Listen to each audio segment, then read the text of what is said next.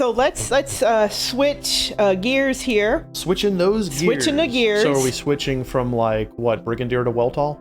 I can do Weltall. You want to be Weltall? I could totally do Weltall. Weltall. Do you guys get that reference? Yeah. Bonus points if you get it, guys. Bonus points if you get it. Our last topic for the evening is going to be about using store-bought assets and free assets in your video game. Because this is an issue that is cropping up more and more in discussion forums and community discords. And it's something that I think we all should look at and talk about. Yeah, because honestly, no one wants to be accused of either ripping assets or being an asset flip or anything like that. If you don't know what an asset flip is I believe Jim Sterling, the YouTuber, created the idea. He coined the phrase. Okay. I believe he did. And an asset flip is when someone takes a store-bought asset, like let's say, the horror engine, from Unreal, or like the creepy hospital from the Unity store, and they just re-release it as the demo level as their own. They don't do any changes to it. They don't do anything other than just buy it, and then like a house flip, just flip it out for people to buy. Yeah. And asset flipping and asset ripping are kind of the kiss of death now. Yes, they are, and they should be. Your credibility will tank if you are accused and found guilty of those things. Okay, so let's see. What do we got here? James Stephanie Sterling also said this talent is an asset, but not the item. Thank you. Yeah. Yes. Yeah. Yes. Jim Sterling is an absolute gem. Even if you don't like his personality, he is on point with everything he says criticizing the industry. Yeah. So I'm going to print up on the screen. I'm going to show the greatest question that is often asked all the time and is never properly answered. Can I release a game in Steam with free assets? Okay. So this question right here is often asked by a lot of people.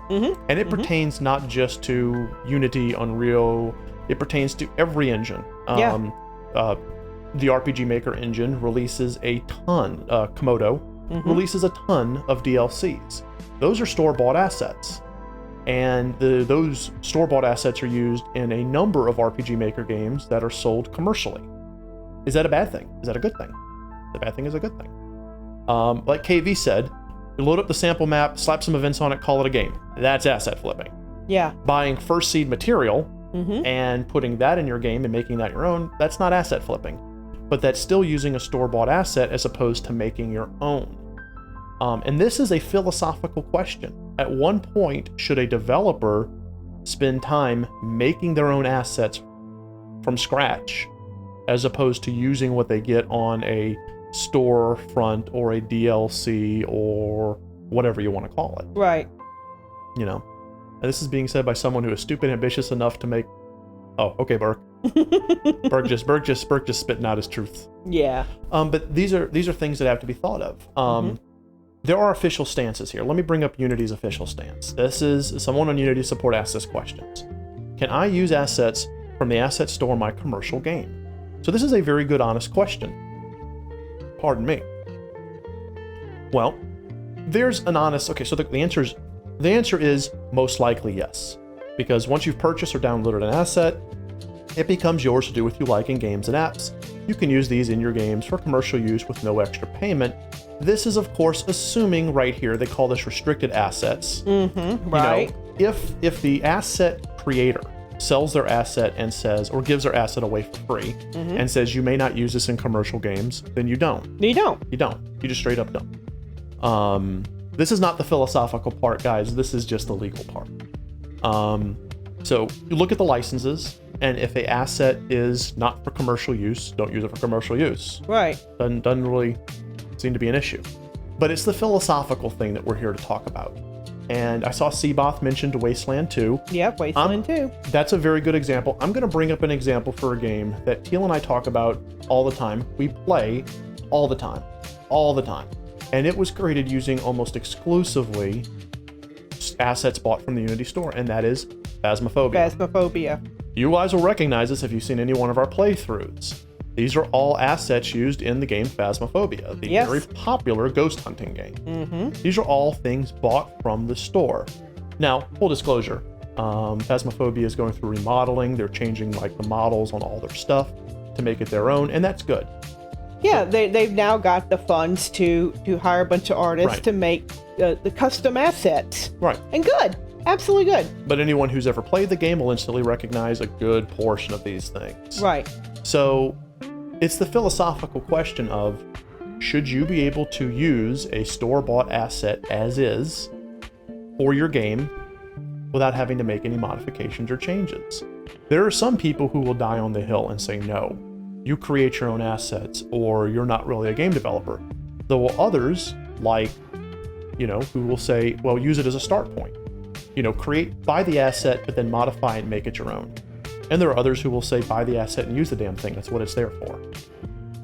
What is Burke saying? The assets are there to be bought, but if all you can bring to the table is putting assets to your project and not your own flavor, please put the keyboard down. You're giving devs a bad name. Right. Okay. And then you have to properly curate the assets to make them cohesively supplement those assets. Right. So again, it's a philosophical issue. There's no right or wrong, but developers who take their deving seriously, and sometimes a little too seriously, would agree with what's being said. Take it and make it your own. So why just settle for this right here? Here's the I believe that's the infrared sensor from the old game. Right. Why have that be that way? Why not take it in? It's a model. You own the model. Start to modify it, change it, use it as a basis for your own model. Mm-hmm. Yeah. There's nothing wrong with using these as placeholders. Here's like half the ghosts from Phasmophobia. It's a good starting point. It's a good starting point.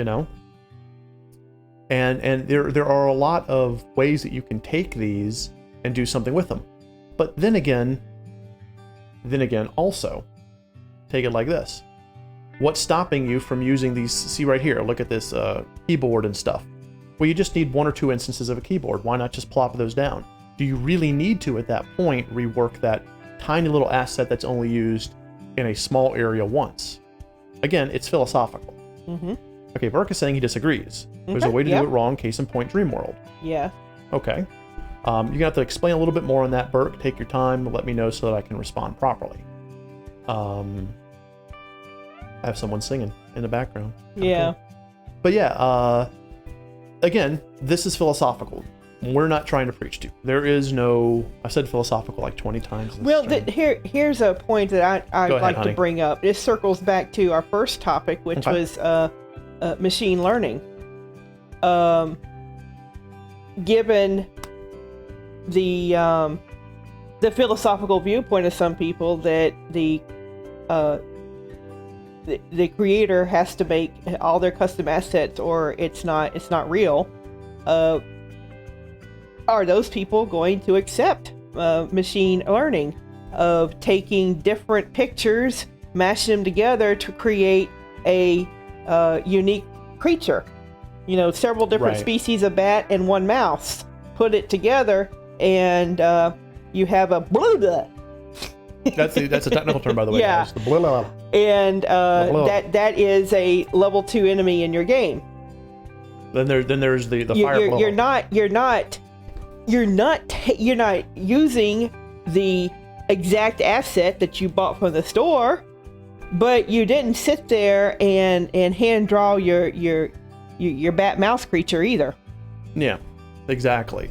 Maybe that's part of the machine learning at some point, as you feed it in this thing right here, the infrared thermometer, feed in a flashlight, and you get something that scans for temperatures and makes a cool red beam. So maybe the whole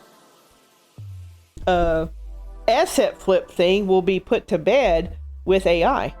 It's possible. It's possible. You can still have AI flippers who are asset flippers, who are going to buy something, flip it, and say this is a game, and it's nothing more than just the demo and test level. I can't tell you how many times that Teal and I have played a game for a game jam in RPG Maker, and it's a sample map. Mm-hmm. Just, cleverly disguised just a little bit. Not really that clever. It's obviously a sample map.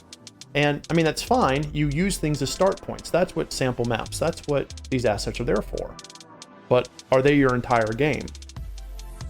And, that, to me, I think, your mileage may vary, If you're just putting together a simple game, proof of concept, there's rapid nothing prototyping. Yeah, there's nothing wrong with just using the assets you bought from the store. Yeah. But now we get into the more nuanced way of thinking, which is, okay, you're going to be spending, hundreds of hours, right, designing your game.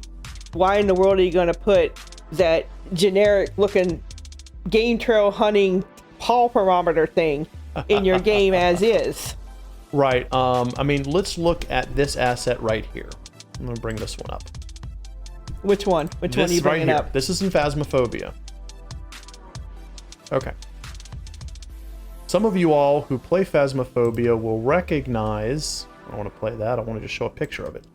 There we go. There we go. So some of this is hold on. Where is the opening part? Boom, boom, boom. It's gonna make me. It's gonna make you work for it.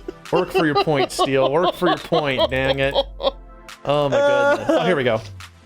This is right here, the reception area of the asylum level. Yes, it is. In Phasmophobia. Mm-hmm. However, take a look at it. It looks nothing like this in the video game. So this is an example of where the developer took this, not this area here, not this area here, not that, this just thing, that one little desk area, yeah, and retextured it to look like an abandoned asylum's reception. Mm-hmm. This is iconic to anyone who's ever been in the asylum because it's the first thing you see when you go inside the doors. Also a bitch to get around when the ghost is trying to hunt you. Anyway. But this is a retexturing. So this is a part where, in my opinion, the developer did a fantastic job. He took something that existed, he retextured it, and he put it into a level, and everyone remembers it. The moment you walk in the asylum, you see it there. So you can do these things. Here's another one. Here's some hospital props. Take a look-see at this one. See how they did this. Here we go. Mm-hmm. Yeah, modeled, that's it. Modeled metal. Right. These are all things. These especially right here are from the asylum. These are level pieces from the asylum. But this is really clean looking. So what the developer most likely did was take it and retextured it. Maybe he threw a shader on it to make it more modeled. I don't know the exact process they used. But he made it look worn and old. Mm-hmm. Like the asylum had been abandoned for years. Right. And that is an exact example of this. So again, each one's going to have their different opinion, and we haven't even gotten into 2D assets. Everyone has their own opinion on how things should be and how things shouldn't be. I personally think that this is the right way to do it.